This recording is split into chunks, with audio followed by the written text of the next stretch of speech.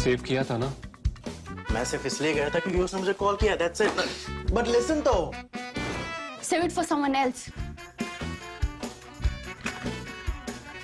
जिंदगी में सेव करना जरूरी है, मगर जब बात पैसों की हो, सिर्फ सेविंग से काम नहीं चलेगा। इक्विटी म्यूचुअल फंड्स में इन्वेस्ट कीजिए और अपने सेविंग्स को आगे बढ़ने का मौका दीजिए। Mutual fund investments are subject to market risks. Read all scheme-related documents carefully.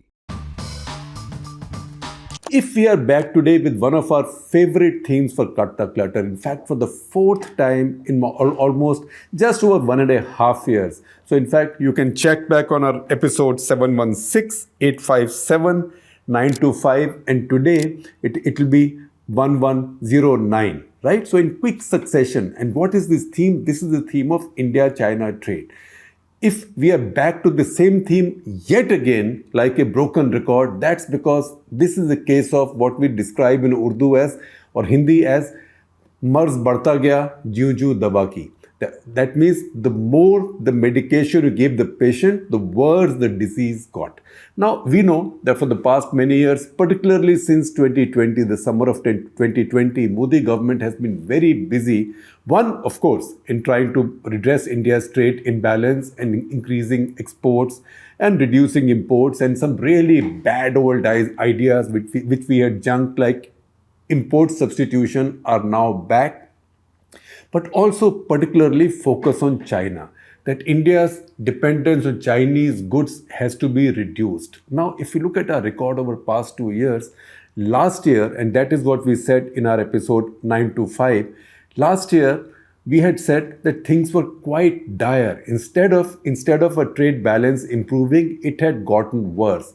And we had said that, look, quite regretfully, we had said in January of 2022 that, look, last year our total deficit in trade with China, because our imports from China were nearly $100 billion, say $97.5 billion to $98 billion, our exports were just over $25 billion. So we had notched up a deficit last year, that is 2021 calendar year, of $69 billion. So I'm giving you the links of all these episodes so you can check these out. Now, you would have thought that by this year, maybe things would have turned around, because last year things were just changing. India had just started doing new things. There was talk about PLI and new incentives for exports, new incentives for Make in India. But in 2 years, you thought things might have gotten better. But what if we tell you that things actually have gotten worse? Not only have they gotten worse, they've actually gotten considerably worse. Because not only has our trade deficit with China increased already in the first 9 months of the year. Globally, countries give you calendar years data. So the data we have available from Indian databases, government databases, we have data till August. The Chinese database, which is quite accurate and which we quoted from last year also, and which turned out to be quite similar to what the Indian databases were saying, official databases. So that is Chinese General Administration of Customs, CGAC. So if you look at CGAC data for this year so far, for the first 3 quarters of the calendar year, we have already had $89 billion of imports from China. Today, already in the first 9 months of this year, that means in the first 3 quarters, we've already crossed that figure for the entire year. The figure for the entire year was $69 billion. And then we had said, in fact, just to find some kind of a comparison, although it's not a like-to-like, apple-to-apple, banana-to-banana, mango-to-mango comparison, but we had said that this was $69 billion was almost as much as India's entire defense budget. Last year, India's defense budget was about $73 billion. This year, it's about $76 billion. And this year, the equivalent of that, we have already run up in our trade deficit with China in the first 9 months. So our deficit this year already is $75 billion. It's almost as if we are only importing from China, we are exporting nothing. Because you know what? Not only has our trade deficit gone up, our trade's gone up. Trade going up is a great deal. Not only has our deficit gone up, but also, unfortunately and regrettably, our exports have gone down vis-a-vis China. So in the first 9 months, the data tells us that our imports from China have gone up 44%, whereas our exports to China have gone down a little upwards of 30%, in fact almost 32 to 33%. So that is a 1-2 punch. Your imports are going up, your exports are going down, and then you say, fantastic, I delivered such a punch on the Chinese, I banned TikTok, right? Dil behlane ko galib, ye khayal acha hai, par acha khayal nahi hai, because the picture, in reality, looks quite bad. So January, September, our overall trade last year, our overall trade picture was as follows. Our overall imports last year were about $460 billion. This year it's 551 in the first 9 months. So our overall imports have gone up, which is a good thing. Imports will go up, exports will go up. There'll be a deficit. That's a different story, because there also our deficit has gone up. But that's a different story. I think we'll be doing that in a couple of days. Our team of Sharad Raghavan, our new economics editor, and also Nikhil Rampal, our data journalist, on whose story today I'm basing this episode of Cut the Clutter almost entirely, and on his graphics. Now, they will look at the larger figure, but the fact is that India's trade has gone up, India's imports have gone up, but India's imports from China, while they've gone up in absolute numbers, they've also not gone down in terms of as a percentage of our overall import bill. Because the other argument could have been, okay, all right, the imports from China have gone up, but because the body of our imports has gone up, the base has gone up, maybe the percentage has gone down. The percentage has not gone down. Percentage has increased, not by that much, from 15% to 16%, but the percentage has increased. So instead of India's dependence on Chinese imports going down, it's actually going up. Remember, your base has gone up more than $100 billion, but your imports from China as a percentage of your overall import basket has also gone up. That is the reason we say, Dard Badhta Gaya, Jiu Dawa Ki. Then you see 2021, overall year, our imports were 573 billion. This year in the first 9 months, as I just told you, we've already done 551. So your trade is rising, good thing, but imports from China are rising. So the chances are, by the time we finish this calendar year, that is 3 more months, the chances are our trade deficit with China could get close to $100 billion, just trade deficit. Last year, our imports from China were about $100 billion. This year, your deficit could go up to $100 billion, because if you're already averaging $25 billion a quarter and 1 quarter is left, maybe it will be a little less, maybe it will be a little more, but it will be in the $100 billion ballpark. And remember, China is not Saudi Arabia or Russia or Iran. We do not import any oil and gas from China because China hasn't got any to sell. Now, if you look at the larger picture, see this graphic. This graphic tells you our overall imports. You will see it on my screen. Our overall imports, these are our overall imports, and the share that the Chinese have in our overall imports, right? So if you look at the share of the Chinese share has been rising year upon year upon year. So the share of the Chinese has been rising in our entire import basket. You can see that on the graphic. 2012, it was $39 billion. I'm taking out the decimals. $39 billion. Today, it's about $90 billion. So as a percentage, and you can see this here, as a percentage, it's almost doubled. And once again, I told you that this is bad news in many different ways. The other side where it's bad news is that last year, although we had run up a large deficit with the Chinese, almost $69 billion, but one consolation there was that our exports to China had also gone up, and those were at an all-time high. This year, sadly, even that trend is being bucked. So, for example, for the first 3 quarters of the calendar year in 2021, we had exports to China of $18.19 billion. Today, our exports are $13.97 billion. So our exports to China have actually declined by nearly 32-33%, while our imports from China have increased by 43%. I hope that makes the picture clear. Now that we've looked at the basic larger figures, let's also do some finer analysis of this. So we also lean back on the UN Comtrade database, which gives us data only till 2021 end. But if you look at that data, and if you also look at the data of Chinese customs and data that's available to us till August from Indian Ministry of Commerce, if you look at all that, you can see, number one, that what is it that India buys from China. So you can see the data tells you that since 2010-11, as Indian industry has been growing, particularly the power sector has been growing, India's import of capital goods from China has grown at about 4% per year. That's a good thing because capital goods goes into your manufacturing industry, your power industry, some of it even goes into your nuclear power industry, like boilers for your nuclear plants. All of that stuff comes from China.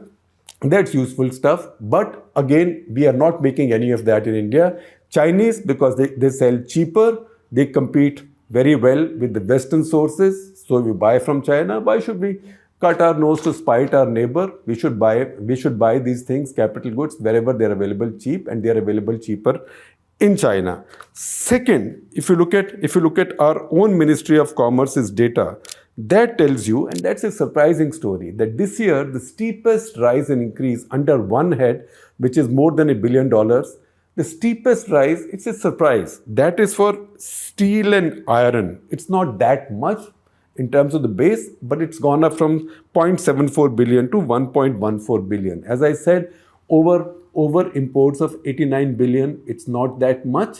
But still, it is something which is surprising because we thought that our steel and iron industry actually should be exporting to China a lot more than we are importing. But in any case, we are exporting so little to China right now that it's a little bit of a concern.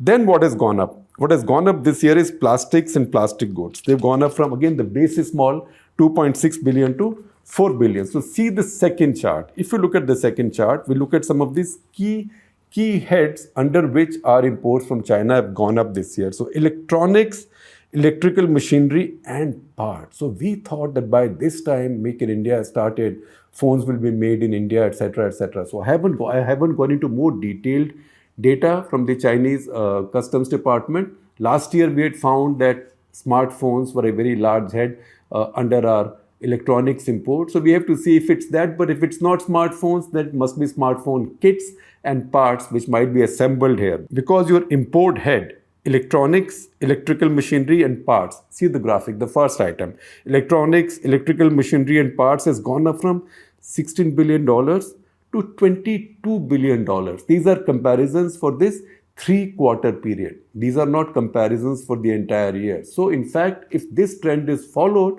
it is quite possible that just the increase in our imports under this head, which is electronics, electrical machinery and parts, would definitely go above $26 billion. So definitely no import substitution has taken place, at least not yet. And once again, if you're going to assemble these phones here, and for quite some time be importing kits and most of the parts from outside, this is not going to moderate anytime soon. The second big head, machinery, mechanical parts and appliances, $11.5 billion last year in these 3 quarters, 9 months. Already this year, $14.6 billion. That is more than a 25% increase. Organic chemicals, $7.5 billion to $9.8 billion. Plastic articles, I just told you, and iron and steel, I just told you. So these are the items, mainly the major items where large increases are taking place. Now, what is it that India is exporting to China? That's a different story altogether, and we'll tell you that story. My colleagues will tell you that story in a couple of days, because we are once again trying to get more accurate, more granular data, not just for the 9 months of this year, but also for the previous years, because that is another kind of sad story, because we are manufacturing very little that is value added in India. We're mainly manufacturing things which would classify either as raw materials or agricultural products or products in which very little value addition has gone in. So there is also a qualitative imbalance in trade between us and the Chinese. Now, capital goods, I told you. Capital goods basically is the machinery that manufacturing industry will need to make goods that consumers will use. Now, that is our biggest, China is our biggest source of that. In fact, data tells us that 40% of all our capital goods imports from across the world are from China. And why is that so? I just told you that Chinese are very competitive. They sell this stuff cheap. So Nikhil's story, if you read, I'll give you a link. That story quotes Professor Sawan Ray, who's a senior fellow at ICRIER, which is Indian Council for Research and Economic Relations, who explains that Chinese capital goods are very competitive. They are very competitive. They are very useful. So it gives them a head start in those markets. Again, if you look at heavy machinery, it was $11.5 billion last year in the same period. Now it's $14.6 billion. So once again, these are areas in which you thought India might be able to fill up some of these gaps. But India has not been able to do so, and things aren't getting better. Of course, you can take a view that free trade is good, it's fantastic. Let there be imbalance, because let the markets win. Wherever people find the cheapest goods and services, let them buy the cheapest goods and services. But then we should stop complaining about any of this, and then we should stop complaining about free trade agreements. And it was the fear of China dominating trade in the region that we stayed out of RCEP, which is Regional Comprehensive Economic Partnership. And now, if we are running up these deficits, and these deficits are going higher and higher, why did we stay out of this? So either you say that we don't like trade agreements, FTAs, because they lead to trade deficits, right? Then if you stay out of them, then do something with your own manufacturing, with your own industries, so your import dependence does not remain so much, which is both a function of beginning to manufacture these things in India, but also manufacture these competitively. And if you can't manufacture this competitively, this is a little bit of my opinion, if you can't manufacture this competitively, then stop being complexed or hassled about imports going up. Import these, you use your own skills and abilities and your own unique strengths to produce other goods and services, particularly services that you can export to balance your trade better. Because this year, India's current account deficit situation is also getting to be quite alarming. Alarming may be a strong word, but quite bad. It's looking ugly. It's looking as bad as it was, say, 33 quarters back, which is the peak of the bad UPA years. UPA had some good years, some bad years. 2012 onwards, the 3 years were UPA's worst years. So current account deficit situation also right now is looking about as bad as 2013-14. So soon enough, I expect my colleagues again to do a very comprehensive story on India's current account deficit, what it means, how much it has gone up to, is it a cause for concern, alarm, whatever, what has contributed to it. Of course, trade deficit also contributes to it. And I will come with an episode of Cut the Clutter explaining that to you, including its politics. And of course, I'll come to you riding another of my colleagues' fine stories.